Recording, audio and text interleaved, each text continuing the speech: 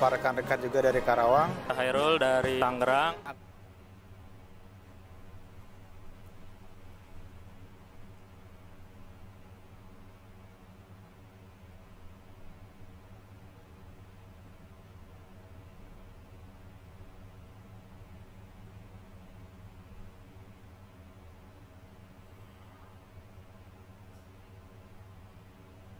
Oke, udah jalan ya. Nah ini, assalamualaikum warahmatullahi wabarakatuh. Selamat sore semuanya. Tadi kita udah live tapi ternyata salah akun.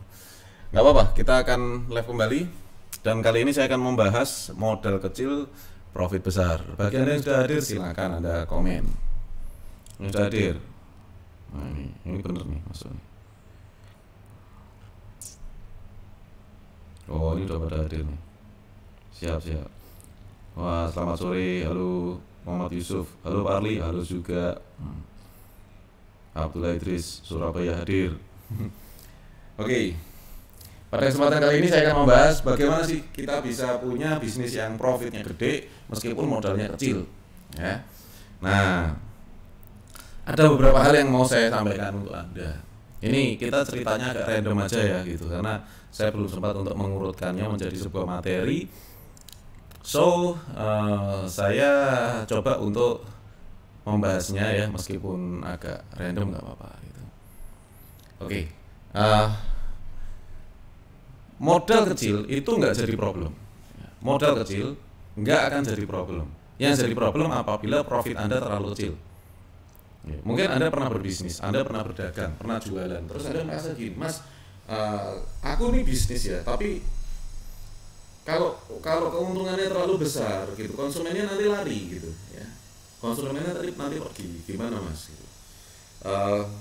Saya nggak bicarakan keuntungan besar per produk atau harus anda jualan terus Anda menaikkan harga. Saya tidak sedang membicarakan itu, tetapi ayo kita mengambil celah gitu untuk mendapatkan uang lebih banyak dari usaha Anda. Saya ingin cerita sedikit, mungkin bisa dikasih layarnya ya. Anda akan melihat layar yang saya bagikan. Nah, modal kecil, profit besar. Langkahnya seperti apa? Saya akan mulai dengan sebuah cerita. Ceritanya begini. Jadi beberapa tahun yang lalu saya pernah menyewa sebuah tempat. Saya menyewa sebuah tempat ya untuk food court, untuk rumah makan. Kurang lebih tepatnya seperti ini. Nah, kayak gini.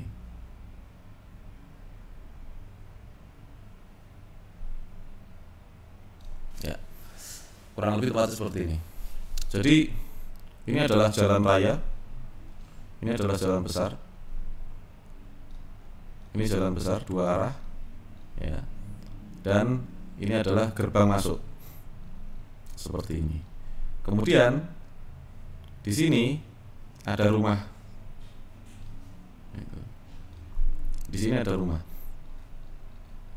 Lahannya total semua lahan ya, kurang lebih sekitar 1.900 meter persegi. Nah, ini ceritanya. Jadi ceritanya seperti ini. Sebelum saya menyewa tempat di situ, tempat ini adalah tempat yang kosong gitu, dan saya tidak menyewa semuanya, saya hanya menyewa satu bilik saja. Ada seorang yang datang ke sini dan dia menyewa rumah. Jadi rumah ini memang disewakan, rumah sama halamannya, dan ini penuh ilalang ya. Ini kebun, bukan kebun, pekarangan yang tidak terpakai. Jadi banyak sampah, banyak ilalang semuanya di situ. Yang pernah dipakai adalah rumah ini saja. Ya, jadi ceritanya si pemilik ini rumah warisan dan si pemilik menyewakan sebesar 15 juta per tahun. Rumahnya adalah rumah tua, bangunan tua. Ada seorang yang datang ke situ dan menyewanya selama 3 tahun. Selama 2 tahun. Jadi ngomong sama ibunya, Bu, saya sewa rumahnya 2 tahun. Jadi rumah ini sama semua lahan yang nggak terpakai itu disewa selama 2 tahun. Jadi kalau 2 tahun dia harus bayar 30 juta. Nah, orang ini kemudian membayarnya hanya 1 tahun, dibayar 1 tahun dulu, nanti yang 1 tahun dibayar bulan berikutnya atau bagaimana, tergantung perjanjian. Jadi modalnya hanya 15 juta. Kemudian pendeknya ini dibersihkan sama dia. Dia panggil tukang untuk bersihkan. Nah, kemudian setelah dibersihkan, Anda perhatikan gambar yang merah ini. Ini dibangun sama dia kios. Nah, jadi semacam ini dikasih semacam dapur gini ya. Dan ini los gini. Kemudian di area yang diarsir ini adalah paving. Ya. Yang saya warnai hijau ini adalah paving. Kemudian sini ada kursi-kursi dan meja. Ya, dibikin seperti ini.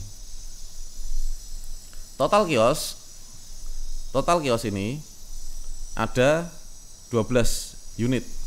Dan yang besar itu 1 unit. Yang 12 unit ini per unitnya disewakan sama dia 7,5 juta per tahun. Ya. Sedangkan yang 1 unit disewakan 12 juta per tahun. Oke. Pada saat ini dibangun ya, ini semua dia utang nih, utang sama istilahnya sama kontraktor. Gitu ya. Tapi sayangnya orangnya lari. Ya. Orang yang menyewa ini akhirnya lari. Jadi pendeknya waktu itu saya datang ke situ, ini udah jadi tempat makan, saya datang di situ dan saya minat untuk sewa salah satu kiosnya. Warna hitam lah. Saya tanya, "Pak, ini kiosnya harganya berapa?" gitu. Tawar menawar, kenalah sama saya di angka 6 juta. Oke lah, ini saya sewa sebesar 6 juta gitu. Nah, ternyata dua kios ini adalah milik si kontraktor. Kenapa milik si kontraktor? Karena pavingnya ternyata nggak dibayar. Ini jangan dicontoh. Saya hanya menggambarkan sebuah gambaran yang dulu saya sempat, oh orang ini sebetulnya pinter ya, tapi sayangnya salah jalan gitu. Jadi ini ceritanya dibangun, ini juga dibangun kios-kiosnya sama seorang kontraktor dan ditinggal kabur sama si pemilik atau si penyewa pertama tadi. Ya, tinggal kabur. Oh ya, yang rumah ini akhirnya disewakan 20 juta. Jadi Anda bayangin, 20 juta, 12 juta, itu udah 22 juta. Ya, dan sekarang 7,5 kali 12, berapa itu? Dan itu semua nyewanya 2 tahun. Anda bayangin dapat duit berapa orang itu? Ya. Saya hitung nih. 20 tambah 12 tambah sama dengan 32. 7,5 kali 12. 90 juta tambah 32. 122 juta. Ya. Jadi si penyewa pertama itu sudah dapat duit ngantongi 122 juta.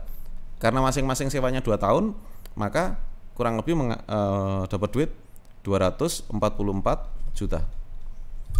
Ya. Nah, dari cerita ini kita bisa tahu modalnya awal tadi berapa? 15 juta. Dan dia sudah dapat duit 242 juta.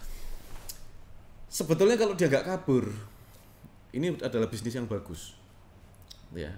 Dia sewa tapi disewain lagi. Ini adalah sebuah bisnis yang bagus sebetulnya. Tapi sayangnya orangnya kabur. Memang ruwet, utangnya banyak di awal gitu. Dan saya nempatin kios tersebut, akhirnya pun nggak terawat juga. Gitu ya. Sebetulnya kalau dikelola bagus, ini Anda bayangin, dia bisa ngelipatin segitu banyak. Yang lebih keliru adalah si pemilik tanahnya, kenapa nggak dia bikin sendiri seperti itu? Kalau yang punya tanah bikin sendiri, dia dapat duit banyak gitu. Ya. Nah, sampai sini ya. Dari sini saya mulai berpikir, oh ternyata bisa ya gitu. Kita punya bisa dapat keuntungan dari sebetulnya uang yang kecil gitu. Ya bukan hanya kita punya produk apa enggak, tapi sebetulnya kalau kita jeli. Selama Anda jeli, Anda bisa membuat sebuah keuntungan. Saya baca komen dulu ya.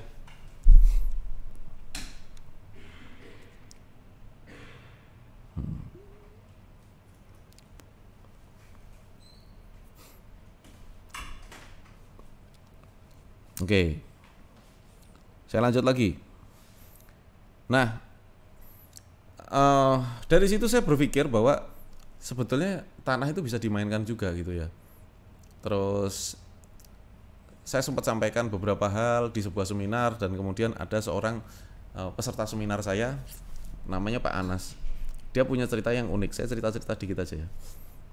Dia punya cerita yang unik. Jadi Pak Anas ini ceritanya dia datang ke saya dengan menanggung beban hutang. Pak Anas ini PNS. Ya. Karena dia PNS, SK-nya kemudian dimasukkan ke bank gitu. Karena Pak Anas ini adalah seorang PNS. Untuk apa dimasukkan ke bank? Untuk membeli tanah sebesar berapa? Kurang lebih 250 juta. Intinya dia harus ngangsur lah 250 juta ini untuk membeli sebidang tanah. Nggak tahu tanahnya di mana. Ya. Sehingga gajinya terus-menerus dipotong. Berjalan 2 tahun, dia lihat utangnya nggak berkurang ya, berkurangnya juga cuma sedikit. Dia rasa masih lama nanti angsuran dan sebagainya. Dia pengen ngambil SK-nya tapi nggak punya duit. Ya.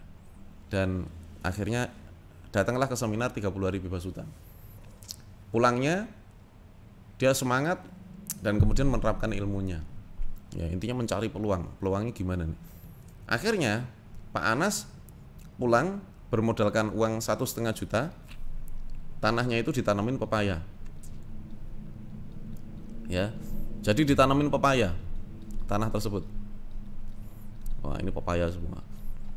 Setelah ditanamin pepaya, akhirnya ini tanah tadi harganya berapa? 250 juta. Akhirnya ini dibatasi nih separuh. Dan yang separuh 4 bulan kemudian pepayanya sudah mulai tinggi, ya. Pohon pepayanya sudah mulai tinggi 4 bulan kemudian. Nah, jadi pepaya dan tanah tersebut dijual sama dia di harga 250 juta. Itu ceritanya. Pepayanya sama tanahnya separuh itu dijual 250 juta. Dan dalam beberapa bulan laku. Nah, akhirnya apa? SK-nya diambil. Ya, SK-nya diambil, tanah ini menjadi miliknya dan utangnya lunas. Dapat tanah gratis. Oke. Itu cerita. Jadi sebetulnya bagi Anda masih punya utang, Anda punya bisnis, modalnya kecil, Anda bagaimana? Itu nggak penting sih sebetulnya. Tergantung sih bagaimana kita bisa melihat peluang-peluang, kita bisa melihat sesuatu sehingga bisa menghasilkan sesuatu yang besar. Saya pernah ngasih saran juga, Mas Ali, kalau saya ini nggak punya rumah, saya pengen punya rumah, tapi saya punya tabungan sedikit untuk beli kapling di desa, gitu ya, agak jauh dari tempat saya kerja, ya no problem. Daripada kalau berpikir daripada kontrak, yang penting seperti ini, ya.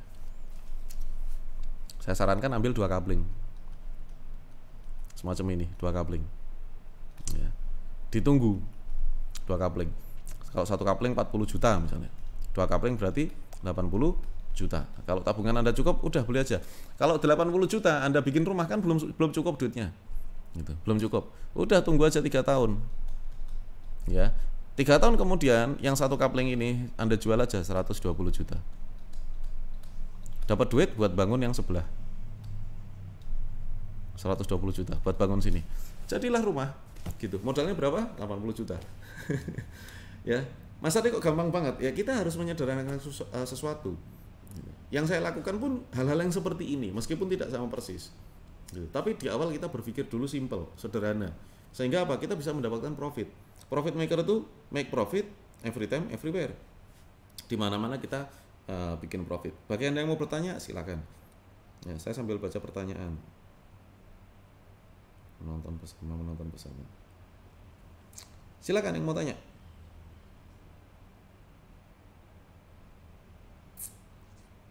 Sebentar aja, saya live hari ini ya. Cuman untuk berbagi pada Anda. Sambil tunggu pertanyaan, saya umumkan pada Anda bahwa bisnis coaching yang online itu kita adakan nanti tanggal 1 November dan pendaftaran sudah dibuka. Ya, pendaftarannya kita tutup nanti tanggal 1 November jam 13 ya, pukul 13.00. Di bisnis coaching kita mengajarkan, Anda akan dibimbing bagaimana yang belum punya ide jadi punya ide. Yang punya banyak ide, bagaimana mengerucutkan idenya sehingga ide-ide tersebut bisa diterapkan.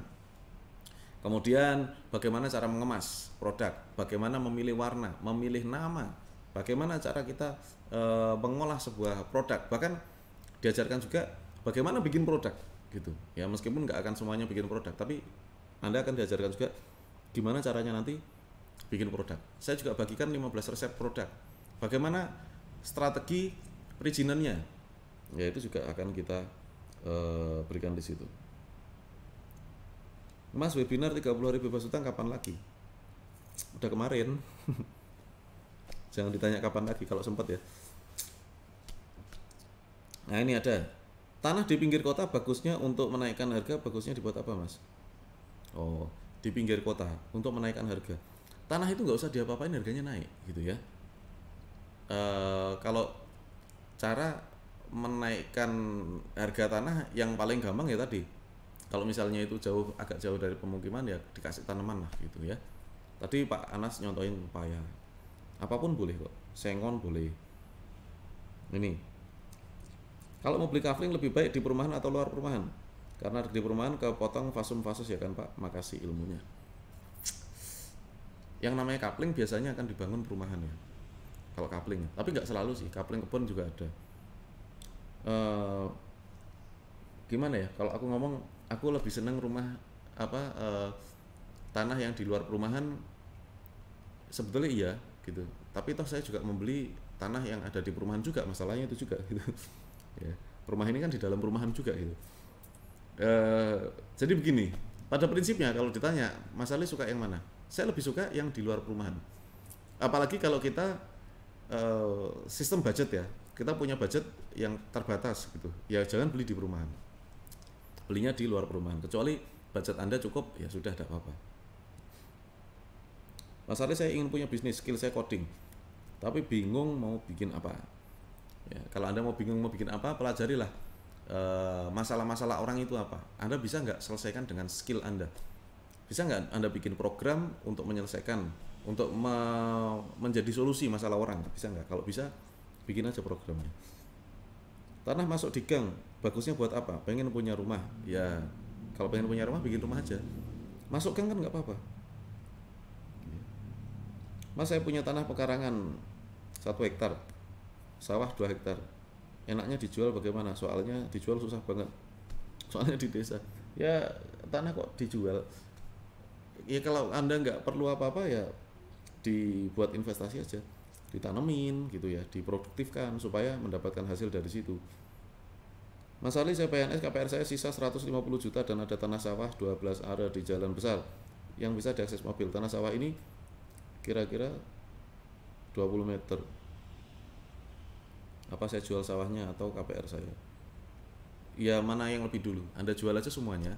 Nanti mana yang lebih dulu laku. Kalau laku sawahnya, rumahnya nggak usah dijual. Kalau laku rumahnya, sawahnya jangan dijual kan gitu. Kadang-kadang kita nggak tahu mana yang laku ya.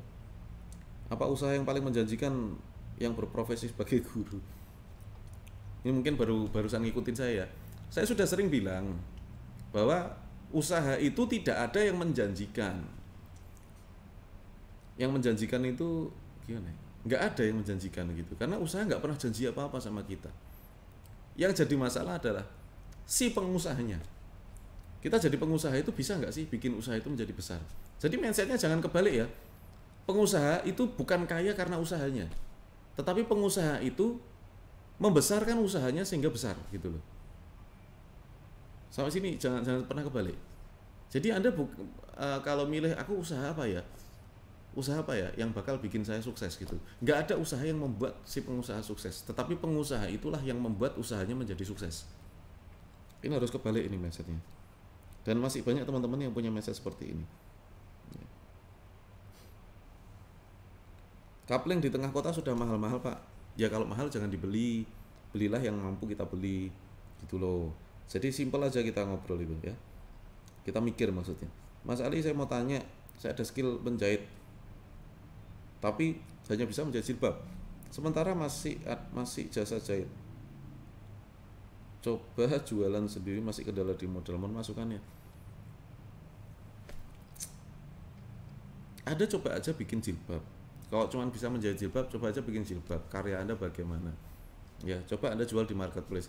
Atau Anda lihat gambar jilbab yang bagus, terus kemudian Anda coba tiru, kemudian Anda coba jual, ya. Siapa tahu bisa lebih bagus. Mas Ari kalau udah ngerasa nyaman dengan pekerjaan yang bergaji, nggak punya utang, tapi pengen mobil aja, harus lama ngumpulinya duit dulu. Kalau menurut Mas Ari, harusnya gimana ya orang seperti ini? Ya jangan punya mobil. Kalau Anda sudah nyaman dengan gaji Anda, ya sudah secukupnya saja. Jangan pengen macam-macam gitu. Kalau Anda pengen mobil, berarti kan Anda harus kerja lebih keras, kerja ekstra. Gitu loh. Bisnis coaching online mulai jam berapa, Pak? Mulainya jam 8 malam. Tidak setiap hari, tetapi setiap ada materi. Kalau ada materi nanti diinfokan di grup. Sekarang tinggal di ruko sambil usaha. Ada dana mending buat rumah dulu apa kos-kosan, Mas? Kalau kos-kosan dapat passive income. Ya kalau saya pribadi ya kos-kosan. Kalau saya. Tapi kalau istri lebih seneng rumah sih. Ya tergantung. Satu lagi ya, Mas, rumah sudah saya jual rugi karena masih KPR, tapi saya masih punya utang. Saya mesti ngapain ya, Mas? Ya membayar utangnya. Rumah udah jual rugi karena masih KPR, ya udah toh, tapi masih punya utang. Kan berarti utangnya jadi lebih kecil. Ya udah, harus ngapain? Ya sekarang harus kerja atau dagang supaya Anda bisa melunasi utang-utang Anda. Oke. Baik sekali, mungkin tayangan kita pada kali ini cukup sekian. Lumayan nih, dapat sedikit. Berapa menit tadi kita ngobrol? 30 mungkin ya? 21 menit, ya lumayan ya. Sore-sore sambil ngisi waktu, belajar, dapat ilmu. Dan sekali lagi, bagi Anda yang mau hadir di bisnis coaching online, Anda bisa langsung WA.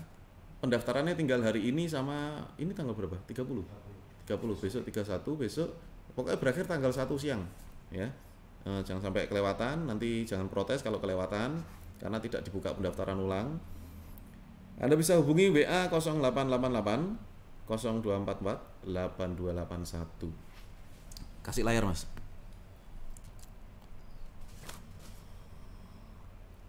Tak tulis di sini infonya biar teman-teman paham.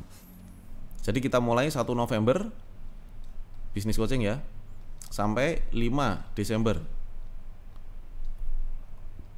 Materi kita berikan jam 8 malam. Materi bisa diulang, bisa diakses kapanpun. Kemudian ya Anda mulai nol boleh ya, nggak harus punya bisnis, nggak harus punya produk. Yang sudah punya produk juga boleh, jadi bebas. Anda berada dimanapun bisa, karena ini online. Kita manfaatkan grup Telegram dan webinar di Zoom pada tanggal 6 Desember ya. Dan setelah 6 Desember ya, setelah tanggal 6 Desember kita ada bimbingan tanpa batasan waktu ya. Nah, Anda langsung bisa kontak ke nomor WA untuk mendaftar ya. Sebelum habis 888 0244 8281. Baik, itu aja. Mudah-mudahan bisa bermanfaat untuk kita semua. Seperti biasa, semoga Allah Subhanahu wa taala senantiasa memberikan Anda rezeki yang berkah, rezeki yang melimpah, dan rezeki yang bermanfaat. Wassalamualaikum warahmatullahi wabarakatuh.